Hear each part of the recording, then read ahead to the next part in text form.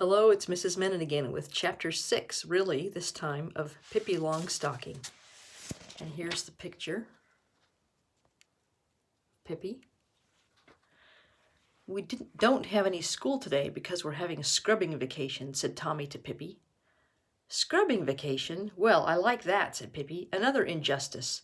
Do I get any scrubbing vacation? Indeed I don't, though goodness knows I need one. Just look at the kitchen floor. But for that matter, she added, now that I come to think of it, I can scrub without any vacation. And that's what I intend to do right now, scrubbing vacation or no scrubbing vacation. I'd like to see anybody stop me. You two sit on the kitchen table out of my way.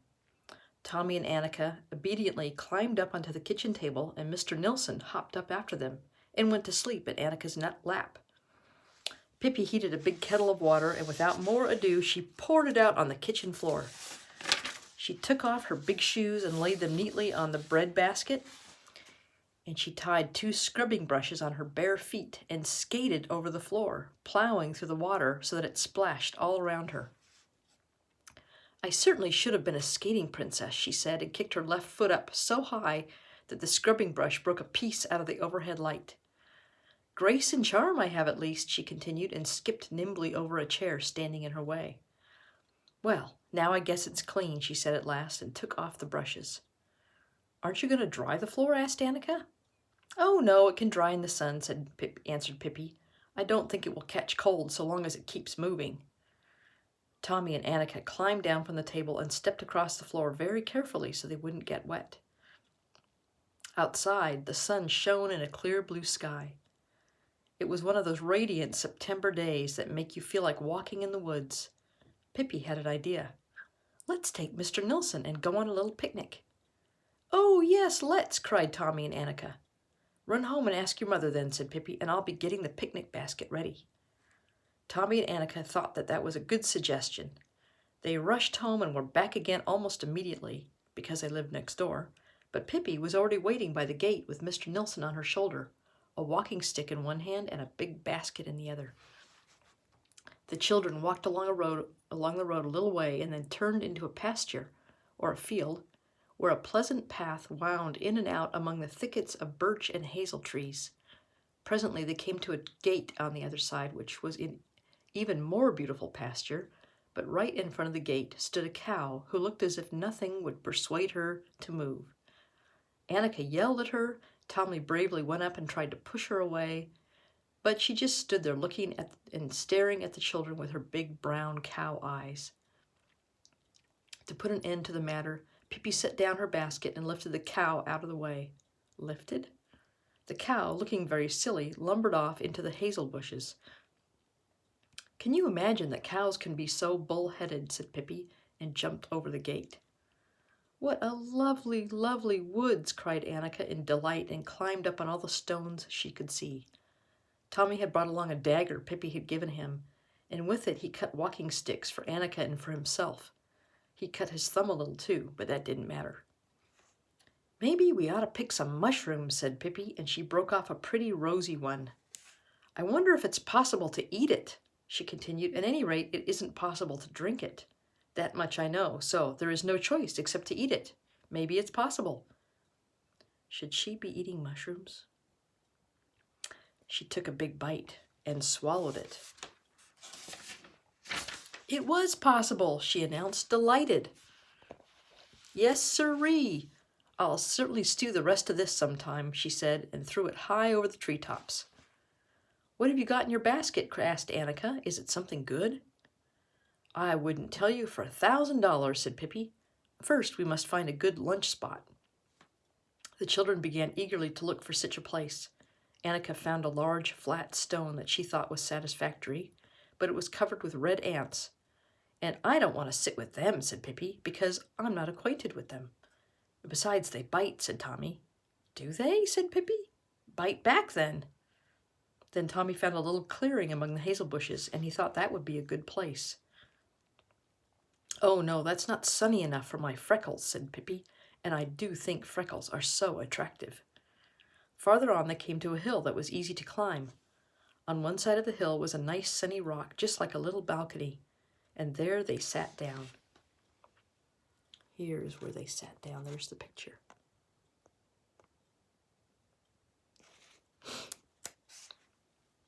Now, shut your eyes while I set the table, said Pippi. Tommy and Annika squeezed their eyes as tightly shut as possible. Then they heard Pippi opening the basket and rattling paper. 1, 2, 19, now you can look, said Pippi at last. They looked, and they squealed with delight when they saw all the good things that Pippi had spread out on the bare rock. There were good sandwiches and meatballs and ham and a whole pile of sugary pancakes, several little brown sausages, and 3 pineapple puddings. For you see, Pippi had learned cooking from the cook on her father's ship. Aren't scrubbing vacations grand, said Tommy with his mouth full of pancakes. We ought to have them every day. No, indeed, I'm not so crazy as all that to scrub, said Pippi. It was fun, sure, but not every day. That would be too tiresome. At last the children were so full they could hardly move, and they sat still in the sunshine and just enjoyed it. I wonder if it's hard to fly, said Pippi, and looked dreamily over the edge of the rock. The rock sloped down very steeply below them, and it was a long way to the ground. Down, at least, one ought to be able to learn to fly, she continued. It must be harder to fly up. But you could begin with the easiest way. I do think I'll try. No, Pippi, cried both Tommy and Annika. Oh, dear, Pippi, don't do that. But Pippi was already standing on the edge. Fly, you foolish fly, fly, and the foolish fly flew, she said, and just as she said flew, she lifted her arms and took off into the air. In half a second, there was a thud. Pippi hitting the ground. Tommy and Annika lay on their stomachs and looked down at her, terrified. Pippi got up and brushed off her knees.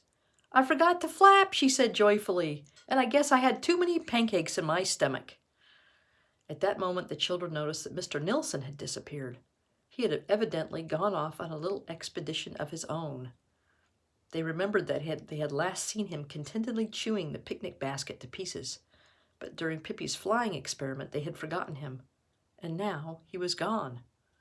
Pippi was so angry that she threw her shoe into a big, deep pool of water. You should never take monkeys with you anywhere, she said. He should have been left at home to pick fleas off the horse. That would have served him right, she continued, wading out into the pool to get her shoe.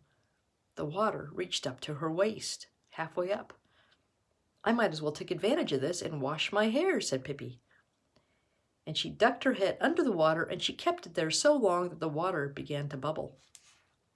There now, I've saved a visit to the hairdresser, she said contentedly, when at last she came up for air. She stepped out of the pool and put on her shoe, and then she went off to hunt for Mr. Nilsson. Hear how it squishes when I walk, laughed Pippi. It says clafs, clafs in my dress and squish, squish in my shoes. And yes, I am in a bathtub.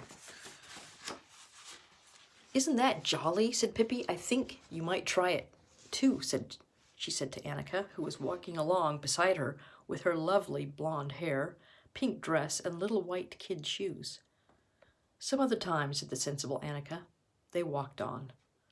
Mr. Nilsson certainly can be aggravating, said Pippi. He's always doing things like this. Once, in Arabia, he ran away from me and he took a position as a maidservant to an elderly widow. That last was a lie, of course, she added after a pause. Tommy suggested that they all 3 go in different directions and hunt. At first, Annika didn't want to because she was a little afraid, but Tommy said, You aren't a fraidy cat, are you? And of course, Annika couldn't tolerate such an insult, and so off they all went. Tommy went through a field. Mr. Nilsson he did not find, but he did find something else. A bull. Or, to be more exact, the bull found Tommy. And the bull did not like Tommy, for he was a very angry bull who was not at all fond of children. With his head down, he charged towards Tommy, bellowing fearfully. Tommy let out a terrified shriek that could be heard all through the woods. Pippi and Annika heard it, and they came running to see what was the matter. By that time the bull had almost reached Tommy, who had tumbled head over heels over a stump. What a stupid bull, said Pippi to Annika, who was crying uncontrollably. He ought to know he can't act like that. He'll get Tommy's white sailor suit all dirty. I'll have to go and talk some sense into the stupid animal. And off she started. She ran up and she pulled the bull by the tail. "Forgive me for breaking up the party," she said, and as she had given his tail a good hard pull, the bull turned around and saw a new child to catch on his horns.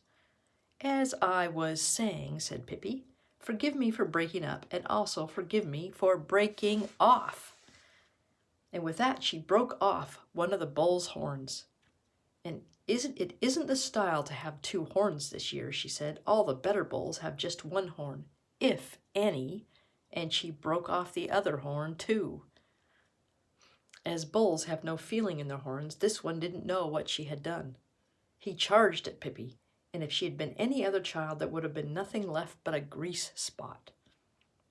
"Hey, stop tickling me," shrieked Pippi. "You can't imagine how ticklish I am. Hey, stop, or I'll die laughing." But the bull didn't stop, and at last Pippi jumped on his back to get a little rest. To be sure, she didn't get much, because the bull didn't in the least approve of having Pippi on his back. He dodged about madly to get her off, but she clamped her knees and hung on. The bull dashed up and down the field, bellowing so hard that the smoke came out of his nostrils. Pippi laughed and shrieked and waved at Tommy and Annika, who stood a little distance away, trembling like aspen leaves. The bull whirled round and round, trying to throw Pippi. "See me dancing with my little friend," cried Pippi, and kept her seat. At last the bull was so tired that he lay on the ground and wished that he had never seen such a thing as a child. He had never thought children amounted to much anyway. "Are you going to take a little nap now?" asked Pippi politely. "Then I won't disturb you." She got off his back and she went over to Tommy and Annika. Tommy had cried a little. He had a cut on his one arm, and Annika had bandaged it up with her handkerchief so it no longer hurt. "Oh, Pippi," cried Annika excitedly. "Shh," said Pippi, "don't wake the bull. He's sleeping. If we wake him, he'll be fussy." But the next minute, without paying any attention to the bull and his nap, she was shrieking at the top of her voice, "Mr. Nilsson! Mr. Nilsson, where are you? We've got to go home." And believe it or not, there sat Mr. Nilsson on top of a pine tree, sucking his tail and looking so lonesome. It wasn't much fun for a little monkey to be left all alone in the woods. He skipped down from the pine and up onto Pippi's shoulder, waving his little straw hat as he always did when he was very happy. "Well, well, so you aren't going to be a maidservant this time," said Pippi, stroking his back. "Oh, that was a lie, that's true," she continued. "But still, if it's true, how can it be a lie?" She argued. "We wait and you see, it's going to turn out that he was a maidservant in Arabia after all. And if that's the case, I know who's going to make the meatballs at our house hereafter." And then they strolled home, Pippi's dress still going clafs, clafs, and her shoes squish, squish. Tommy and Annika thought they had had a wonderful day in spite of the bull, and they sang a song they had learned at school. It was really a summer song, but they thought it fitted very well, even if it was now nearly autumn.